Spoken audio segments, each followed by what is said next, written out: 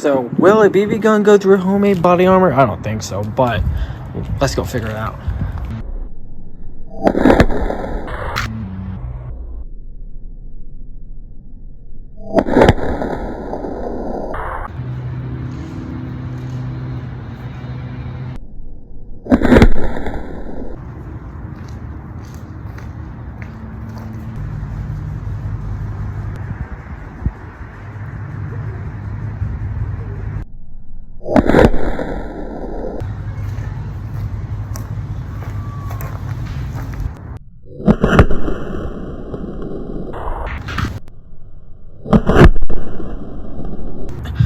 So you got 2 BBs right here, and then 4 pellets. 1, 2, 3, 4.